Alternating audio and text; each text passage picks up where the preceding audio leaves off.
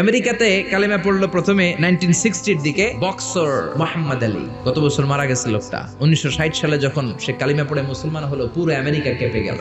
এরপর মুসলমান হলো নীল আর্মস্ট্রং এক বছর পর।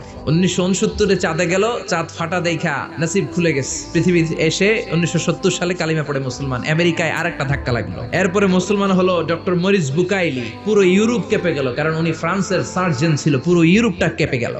ইউসুফ ইউয়ানা পাকিস্তানের ক্রিকেটার 2006 সালে কালিমা পড়ে মুসলমান। আমেরিকার যুবমন্ত্রী Joshua Evans, youth minister of America, কালিমা পড়ে মুসলমান। মাইকেল জ্যাকসন কালিমা পড়ে মুসলমান।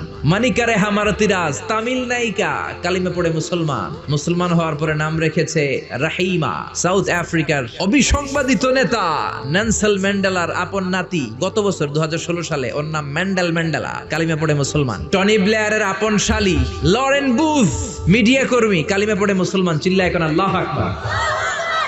এভাবে মুসলমান হতে শুরু করলো গোটা বিশ্বের সেলিব্রিটিরা। আমেরিকাতে স্ট্রিট দাওয়া হয়, স্ট্রিট দাওয়া মানে রাস্তায় 2 ঘন্টা একজন খ্রিস্টানকে যদি কেউ কনভিন্স করতে পারে, ওইখানেই কালিমা পড়ে মুসলমান হয়ে যায়। এরকম নিদর্শন আছে। সুবহানাল্লাহ। এজন্য আল্লাহ বললেন, ওয়ারাআইতান নাসা ইয়াদখুলুনা ফি দীনিল্লাহি আফওয়াজা। ও নবী, আপনি দেখবেন বাঁধ ভাঙা জোয়ারের মতো, বানের পানির মতো দলে দলে লোকজন কালিমা পড়ে মুসলমান হয়ে যায়। সুবহানাল্লাহ।